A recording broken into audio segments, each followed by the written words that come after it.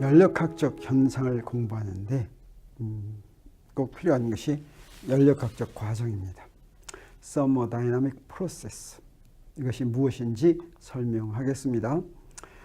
자, 이게 역학적계와 연력학적계를 기술하는 차이가 무엇인지 보기 위해서 둘을 또 한번 비교하겠어요. 계란 무엇이었습니까? 우리가 대상하는 물체들의 운동을, 내가 운동을 기술하는 물체들의 모임이죠. 그래서 역학적계는 어땠습니까? 역학적계는 대상이 몇 개였습니다. 근데 연력학적계는 무수히 많았죠. 그 다음에 이런 역학적계의 상태가 변하는 것은 외부의 상호작용인데, 외부의 상호작용을 어떤 방법으로 합니까? 힘이 작용하면 바뀌었죠. 근데 연력학적계는 어떻게 된다고 그랬습니까? 열과 일이 작용하면 바뀌었는데 그 상태가 무엇으로 표시됐습니까? 역학적계에서는 위치와 속도라면 연력학적계에서는 압력, 부피, 온도였죠.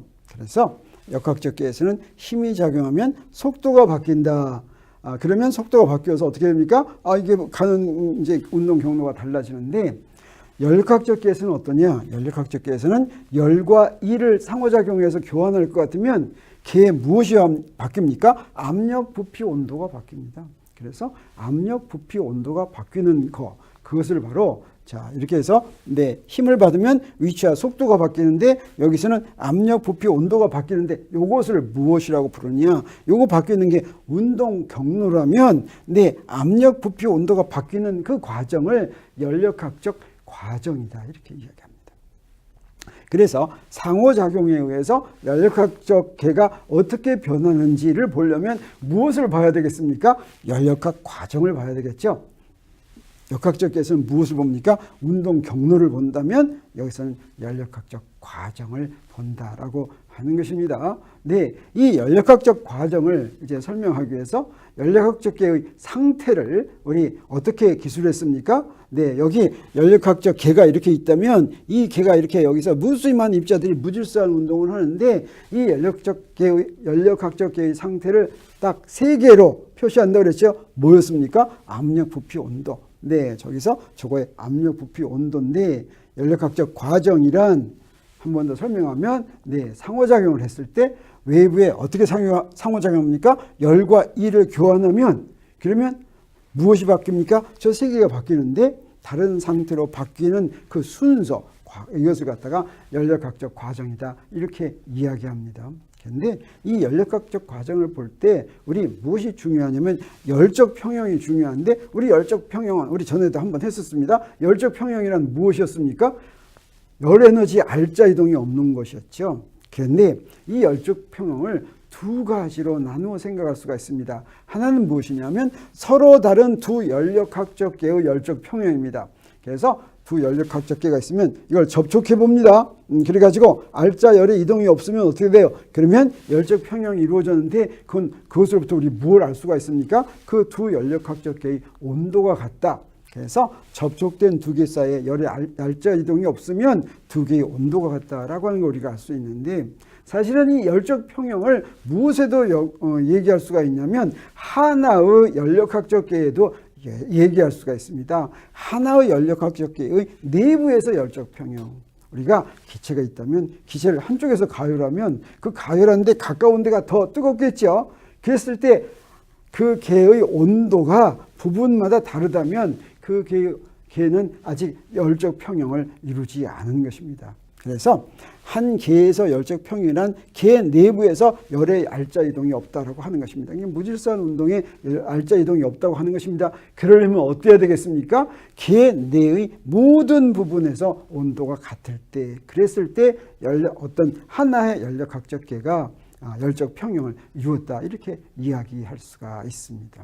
그래서 연력학 과정을 볼 때는 우리 연력학 과정에서 연력학적 계의 상태가 온도, 압력, 부피로 대표된다 그랬죠. 어떤 연력학적 계의 상태를 온도로 대표하려면 그건 무슨 말이겠습니까? 그 연력학적 계의 모든 부분의 온도가 같다는 얘기가 되겠죠. 그래야지 온도로 대표해야 되겠죠. 한 연력학적 계가 있는데 한쪽의 온도가 다른 쪽의 온도보다 더 높다 그러면 그 연력학적 계를 하나의 온도로 대표할 수가 없겠죠. 그래서 열적 평형이 여기에서 중요한 것입니다. 그리고 이 연력학적 과정을 표시할 때 연력학적 계의 상태는 압력, 온도, 부피 3개가 있으니까 이거 표시가 굉장히 어렵습니다. 그래서 이 연력학적 과정을 표시할 때 무엇으로 대표적으로 표시하냐면 압력과 부피를 그래프로 그립니다. 물론 온도를 그릴 수도 있는데 이렇게 그리는 것이 더 자주 이용이 돼서 그걸 뭐라고 부르냐면 PV 도표다라고 얘기합니다. 이 PV 도표는 어떻게 그려놓은 것이냐면 가로축에는 부피를 그립니다. 세로축에는 압력을 그립니다. 그래서 열과 일을 가지고 상호작용을 할 것 같으면 압력과 부피가 변하는데 자 이런 식으로 압력과 부피가 이렇게 지금 변하고 있다라고 하는 걸 보여주는 거 이것이 바로 PV 도표다라고 얘기할 수가 있겠습니다. 그래서 처음 상태는 여기에 처음 상태는 부피가 VI고 압력이 PI인데 이때 이제 온도가 TI 이렇게 있겠죠. 이게 변했습니다. 변해서 나중 상태로 압력이 PF고 부피가 VF로 이렇게 변했습니다. 온도는 이때 따로 표시합니다. 3개를 한꺼번에 표시할 수가 없으니까 또는 PT 도표도 사실은 그릴 수가 있습니다. 자 이렇게 그렸다고 한다면 이 그래프에서 우리 무엇을 아주 쉽게 할 수가 있냐면 연력학적 과정을 하는 도중에 일이 어떻게 했는가 하는 것을 쉽게 알 수가 있습니다. 예를 들어서 부피가 여기서 여기만큼 조금 변했다고 할 때 그때 저 부분에서의 압력이 V고 부피가 이만큼 변했다. 델타 V만큼 변했다고 하면 우리 무엇이라고 쓸 수가 있냐면 이 부분에서 연력학적계가 외부에 한 일은 P 곱하기 델타 V 이렇게 쓸 수가 있습니다. 자, P 곱하기 델타 V가 되는 거 우리가 앞에서 봤죠.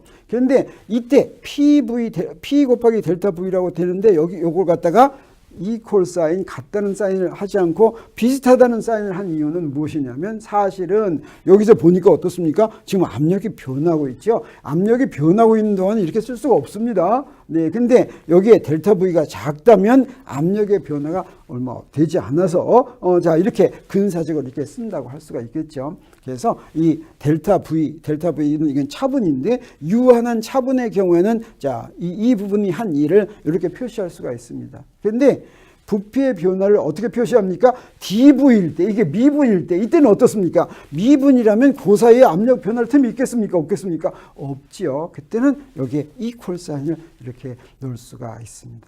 자, 이게 이제 미분이라면 어떻게 하면 됩니까? 이걸 전부 다 더하면, 이게 미분이면 이제 이퀄 사인이 되는데, 이걸 갖다가 전부 다 이렇게 더할 것 같으면, 이 부분을 전부 다 이렇게 더하면, 이게 바로 뭐가 돼? 더하는 건 적분한 것이죠. 이것은 연력학적 과정에서 PV 도표에서 압력이 처음 상태에서 나중 상태로 가는 동안에 전체적으로 이 PV 도표의 아랫부분과 요 가로축 사이의 요 넓이가 바로 무엇에 해당하냐면 이 연력학적계가 외부의 한 일과 같다라고 하는 것을 우리가 알 수가 있겠습니다.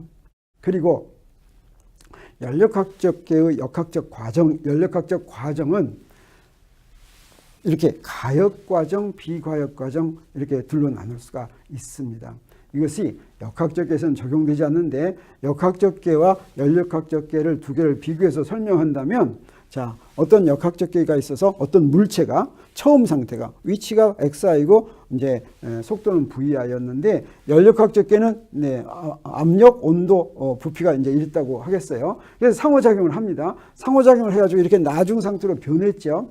근데 시간을 거꾸로 간다고 하면 이 얘기는 뭐냐면 조건이 여기서부터 저리로 가는 것입니다. 나중 상태가 조건이고 똑같은 힘을 받아가지고 간다면 어떻게 되냐? 역학적계는 항상 처음 상태로 돌아갑니다. 거꾸로 가면 이건 뭐냐면 그네가 이렇게 왔다 갔다 한다면 그네가 초기 조건을 나중 조건으로 바꿀 것 같으면 원래 있던 대로 다시 간다라고 하는 거죠. 역학적계에서는 항상 그것이 성립합니다. 근데 연력학적계에서는 그게 성립하는 수도 있고 성립하지 않는 수도 있어요. 그래서 그게 성립할 때 처음 상태로 다시 돌아가면 그것을 뭐라고 부르냐면 가역과정이다 이렇게 부릅니다. 처음 상태로 돌아가지 않으면 비가역과정이다 이렇게 얘기하는데 이 두 개의 예를 들어보면 이런 겁니다.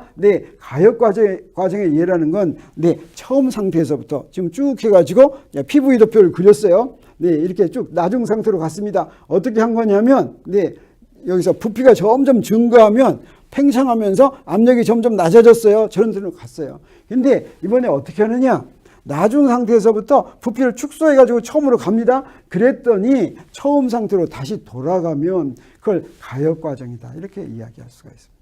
그런데 연력학적 계에서 이런 가역 과정은 어떤 경우만 생기냐면 딱 조건이 있습니다. 이것은 연력학적 과정이 진행하는데 열적 평형을 유지하면서 진행될 때만 이대로 찾아 가역 과정이 됩니다. 열적 평형을 이룬다고 하는 것은 무엇입니까? 그 연력학적 계의 온도가 모든 부분의 온도가 같다라고 하는 것이죠.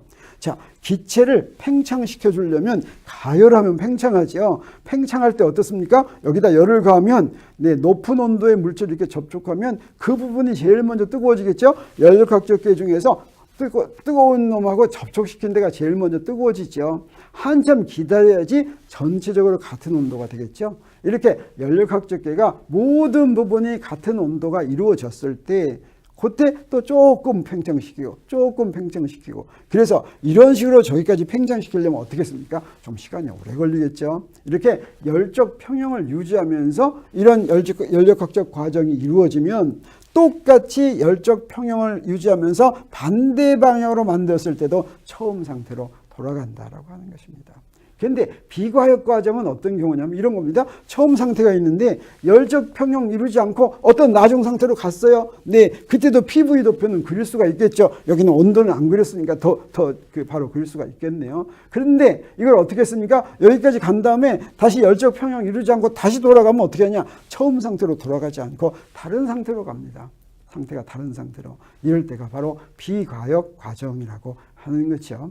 자, 이런 연력학적 과정을 가지고 우리가 연력학적 계를 공부할 텐데 이 연력학적 과정들이 어떤 경우는 어떻게 되는가 하는 것은 우리 이제 다음 주에 이제 더 자세히 얘기하는데 우리 이런 연력학적 과정들을 분류해 볼 것 같으면 이렇게 나눌 수가 있습니다. 연력학적 과정은 세 가지 변수가 한꺼번에 변하죠. 압력, 부피, 온도가 한꺼번에 변하니까 정신이 없습니다. 그래서 이걸 어떻게 분류하면 좋냐면 이렇게 하는 거예요. 자, 이 세 개 한꺼번에 변하는데 이 중에 하나는 좀 일정하게 유지시킵니다. 그리고 나머지 두 개를 변화시키면 우리 보기가 훨씬 좋겠죠. 그래서 첫 번째로 등압 과정이라고 하는 것이 있습니다.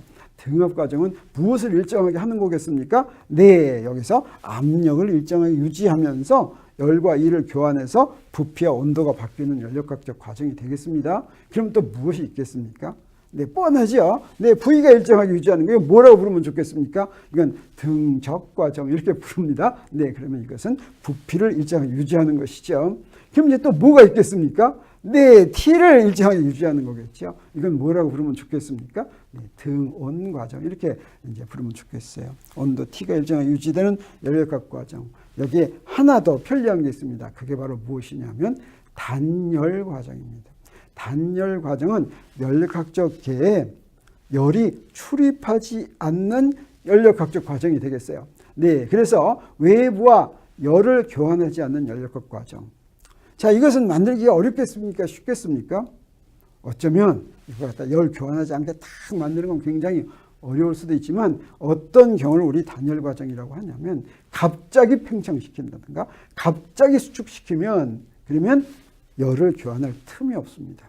자, 그런 경우가 바로 단열 과정에 해당한다라고 할 수가 있습니다.